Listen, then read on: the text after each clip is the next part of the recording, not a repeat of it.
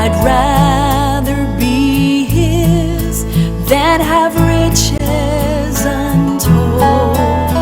I'd rather have Jesus than houses or lands.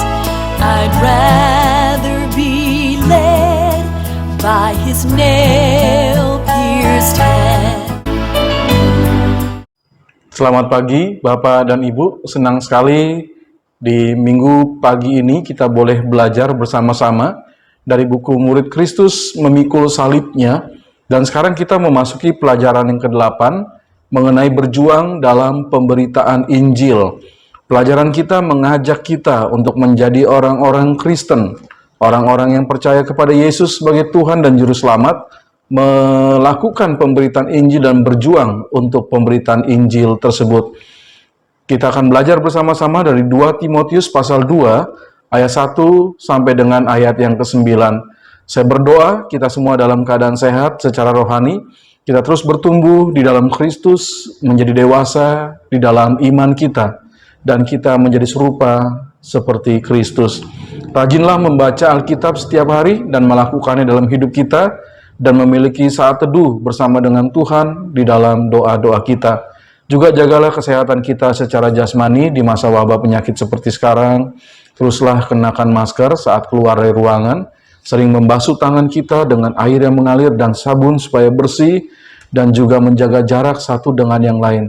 Kita percaya bahwa wabah penyakit ini pasti segera berlalu, dan semua keadaan akan menjadi baik kembali. Baik Bapak dan Ibu, sebelum kita memulai pelajaran kita akan berdoa terlebih dahulu. Bapa dalam sorga, terima kasih karena pada pagi hari ini di dalam sekolah minggu kelas dewasa pria dan wanita senior, kami boleh belajar bersama-sama mengenai berjuang dalam pemberitaan Injil. Seperti firman Tuhan nyatakan dalam 2 Timotius 2 ayat 1 sampai 9. Kami siap untuk belajar firman Tuhan. Di dalam nama Tuhan Yesus kami sudah berdoa. Amin. Mari membuka Alkitab kita dari 2 Timotius pasal 2 ayat 1 sampai dengan ayat yang ke-9. Saya ingin mengajak kita membaca firman Tuhan ini bersama-sama dengan bersuara. Siapkan Alkitab kita. Baik Bapak dan Ibu, mari kita membaca firman Tuhan ini. 1, 2, 3. Sebab itu, hai anakku, jadilah kuat oleh kasih karunia dalam Kristus Yesus. Apa yang telah engkau dengar daripadaku di depan banyak saksi, percayakanlah itu kepada orang-orang yang dapat dipercayai, yang juga cakap mengajar orang lain. Ikutlah menderita sebagai seorang prajurit yang baik dari Kristus Yesus. Seorang prajurit yang sedang berjuang, tidak memusingkan dirinya dengan soal-soal penghidupannya, supaya dengan demikian ia berkenan kepada komandannya. Seorang olahragawan hanya dapat memperoleh mahkota sebagai juara apabila ia bertanding menurut peraturan-peraturan olahraga. Seorang petani yang bekerja keras haruslah yang pertama menikmati hasil usahanya. Perhatikanlah apa yang kukatakan.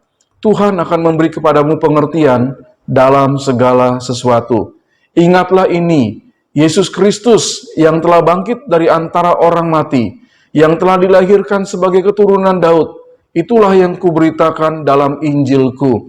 Karena pemberitaan Injil inilah aku menderita, malah dibelenggu seperti seorang penjahat, tetapi firman Allah tidak terbelenggu. Bapak dan Ibu, di masa sekarang ini, di mana kemajuan teknologi, informatika, dan segala sesuatu yang berhubungan dengan elektronik semua mengalami kemajuan, kita menyadari atau tidak bahwa semua ini membuat kita menjadi malas bergerak. Kita punya remote untuk melakukan segala sesuatu tanpa menyentuh alat itu. Bahkan dari jarak jauh sekarang pun bisa dilakukan melalui internet. Menyalakan lampu, kita berada di luar kota pun bisa tersambung. Atau kita melihat CCTV, itu membuat kita menjadi malas bergerak.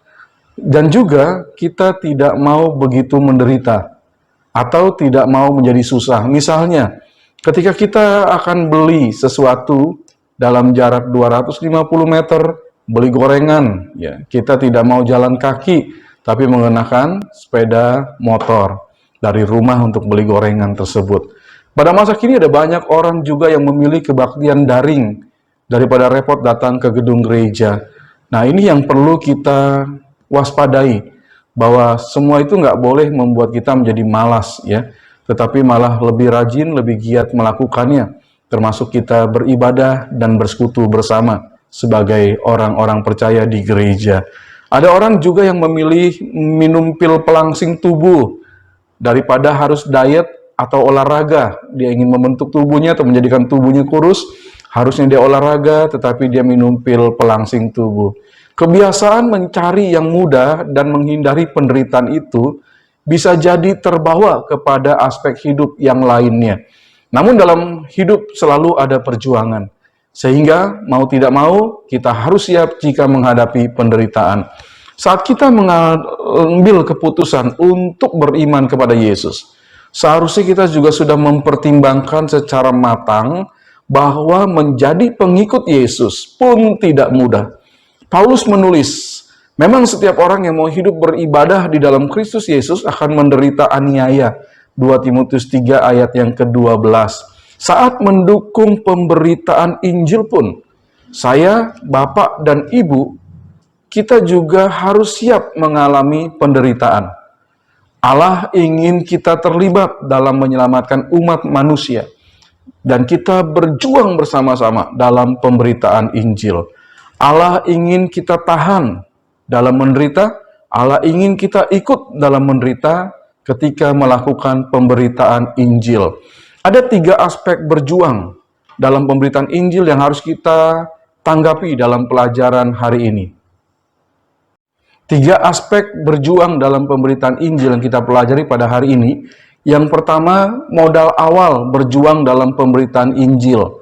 Kuat dan melipat gandakan. 2 Timotius pasal 2 ayat 1 sampai dengan ayat yang kedua. Apakah tanda seseorang yang siap untuk melakukan perjuangan? Melawan penjajah, melawan tantangan, rintangan. Apakah tanda seseorang siap untuk berjuang? Jawabannya adalah modal awal kita melakukan perjuangan adalah kekuatan supaya kita bertahan sampai akhir. Itulah sebabnya Paulus menasihati Timotius, jadilah kuat oleh kasih karunia dalam Kristus Yesus. 1 Timotius pasal 2 ayat yang pertama. Paulus yang sedang di dalam penjara menunggu eksekusi mati yang akan dia terima karena pemberitaan Injilnya. Dia mengetahui bahwa dalam pemberitaan Injil itu perlu kekuatan fisik, kekuatan mental, dan juga pertumbuhan rohani yang menjadi kuat. Hal itu didapatkan di dalam dirinya sendiri. Tetapi pemberitaan atau kasih karunia Allah, itulah yang menguatkan dia juga selain dia mempersiapkan dirinya dengan sebaik mungkin. Kebenaran itu harusnya membuat Timotius kuat. Ia harus mengandalkan Tuhan di atas segala sesuatunya. Kita juga harus memiliki modal awal dalam melakukan pemberitaan Injil, yaitu menjadi kuat supaya bisa terus memberitakan Injil.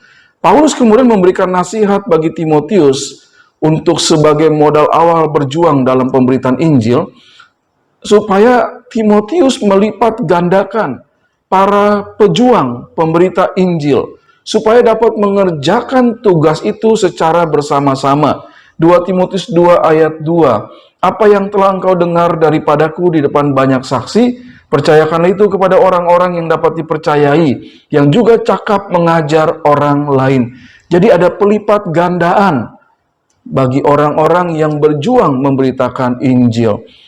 Selain itu, jika Timotius menjadi seperti Paulus, dia mengalami apa yang Paulus alami, maka Timotius sudah mempunyai orang-orang lain yang akan melanjutkan perjuangan pemberitaan Injil itu. Seperti Paulus mempersiapkan Timotius, Timotius kemudian mempersiapkan murid-muridnya yang lain. Demikianlah seharusnya terjadi di saat kita berjuang untuk memberitakan Injil. Saat ini kita sebagai jemaat perlu memiliki modal awal untuk ikut berjuang dalam pemberitaan Injil, yaitu kita juga mau diajar, mau dilatih, supaya kita bisa terlibat dalam perjuangan pemberitaan Injil itu. Kalau kita sudah berpengalaman, maka kita pun akan bertanggung jawab mengajar orang lain lagi dan kita perlu melipat gandakan pemberita Injil. Aspek yang kedua, berjuang dalam pemberitaan Injil, yaitu diberikannya ilustrasi cara berjuang dalam pemberitaan Injil menurut 2 Timotius pasal 2 ayat 3 sampai dengan ayat yang ke-6. Timotius memang sudah beberapa kali mengalami pengalaman bersama dengan Rasul Paulus dalam perjuangan pemberitaan Injil. Tetapi kemudian Paulus juga menjelaskan lagi cara berjuang dalam pemberitaan Injil dengan menggunakan 3 ilustrasi profesi. Yang pertama yaitu prajurit dalam 2 Timotius pasal 2 ayat 3 sampai dengan ayat yang keempat. Sebagai seorang prajurit, kita perlu menyadari bahwa hidup Kristen kita adalah peperangan melawan kuasa kegelapan, bukan tamasya, santai-santai. Sebagai seorang prajurit dalam pemberitaan Injil, orang percaya tidak boleh dipusingkan dengan perkara yang tidak penting. Seperti misalnya, saya dapat keuntungan apa dalam pemberitaan Injil? Atau masih adakah waktu untuk melakukan segala hobi saya kalau saya disibukkan dengan pemberitaan Injil? Itu bukan cara seorang prajurit. Sebaliknya, ia harus fokus untuk mengerjakan bagiannya dalam pemberitaan Injil. Seperti kesaksian hidup saya harus baik dimanapun saya berada. Dan berapa rupiah yang saya harus berikan lagi sebagai dukungan untuk pemberitaan Injil di luar persepuluhan. Nah, ini yang perlu kita pikirkan sebagai seorang prajurit yang siap sedia untuk bertempur, melakukan pekerjaan Injil menurut cara yang Tuhan kehendaki. Yang kedua, profesi yang disebut oleh Rasul Paulus dalam suratnya kepada Timotius, yaitu olahragawan. Kalau kita melihat 2 Timotius 2 ayat yang kelima. Tidak ada seorang olahragawan yang bisa berhasil tanpa disiplin dalam hal pola hidup, makanan, dan juga disiplin dalam latihan. Sebagai atlet dalam pemberitaan Injil pun, kita harus memiliki kedisiplinan, mempelajari Alkitab, berdoa, lalu kita berlatih untuk bersaksi. Atlet harus berjuang sesuai dengan aturan. Demikian juga kita harus hidup sesuai dengan firman Tuhan.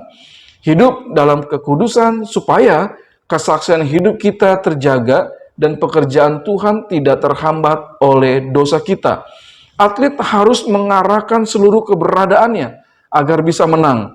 Nah, orang yang percaya mengarahkan yang ada padanya untuk dapat membawa jiwa bagi Kristus. Profesi yang ketiga, petani. 2 Timotius 2 ayat 6. Pekerjaan pemberitaan Injil bisa jadi ada saat yang membosankan. Maka lihatlah contoh sang petani, hingga kita dapat bertindak layaknya seorang petani. Sebagai petani dalam pemberitaan Injil, kita harus sabar menunggu saat benih Injil yang kita taburkan itu untuk bertumbuh. Belum tentu dalam setahun pemberitaan Injil ada jiwa yang bisa percaya atau beriman kepada Yesus. Paulus telah menjalani kerja keras dalam pemberitaan Injil. Demikian pula sebagai contoh profesi petani, kita harus bekerja keras dalam pemberitaan Injil. Kita bersaksi, kita berdoa, kita mengumpulkan dana, dan melakukan segala kegiatan yang berhubungan dengan pemberitaan Injil. Petani dalam pemberitaan Injil juga harus siap bahwa upahnya akan diterima saat bertemu Bapa di sorga. Ilustrasi 3 profesi ini tidak akan membuat kita menjadi ciut. Alkitab menulis dengan jujur kepada setiap murid Kristus tentang perjuangan yang harus dijalani dalam pemberitaan Injil. Jadi teruslah berjuang seperti layaknya seorang prajurit, seorang olahragawan, dan seorang petani. Aspek ketiga berjuang dalam pemberitaan Injil yaitu pelaksanaan berjuang dalam pemberitaan Injil. 2 Timotius pasal yang kedua ayat 7 sampai dengan ayat yang ke-9.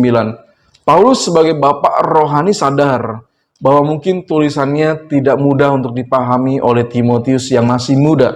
Tetapi Paulus percaya bahwa Tuhan sanggup memberi pengertian bagi Timotius untuk terus memenuhi panggilannya menderita dalam pemberitaan Injil.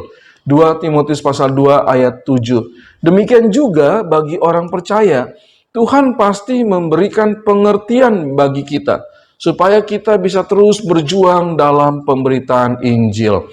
Paulus juga mengingatkan Timotius dan kita bahwa berita Injil adalah kehidupan, kematian, penguburan, kebangkitan, kenaikan, dan kedatangan kembali Yesus Kristus.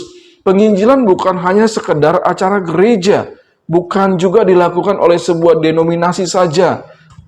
Pemberitaan Injil juga bukan berbicara masalah kemakmuran, mujizat, dan lain sebagainya. 2 Timotius 2 ayat 8. Pemberitaan Injil itu harus dilakukan dengan benar, maka kita bisa jadi akan mengalami penderitaan karena dunia membenci Injil Yesus Kristus.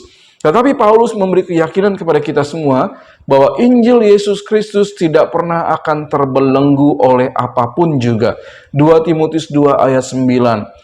Tubuhnya boleh terpenjara, tetapi berita Injil tidak akan terbelenggu oleh apapun juga. Nah, kita perlu terus melakukan pelaksanaan untuk berjuang dalam pemberitaan Injil.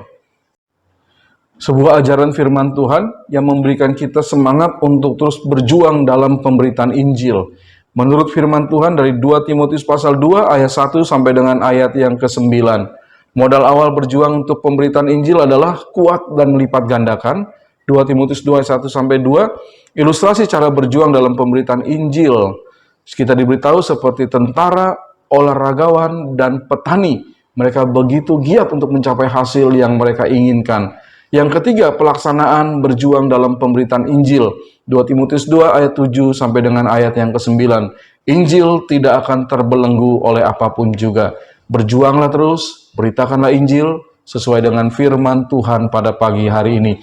Baik Bapak dan Ibu, mari kita akan menutup pelajaran kita dengan berdoa bersama.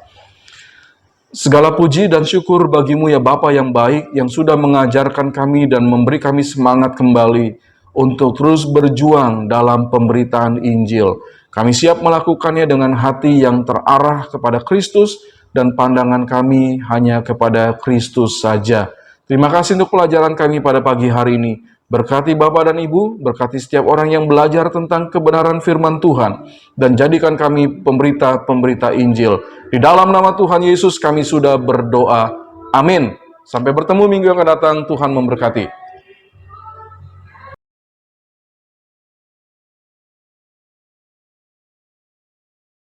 Than to be the king of a vast domain, or be held in sin's dread sway. I'd rather have Jesus than anything this world affords today.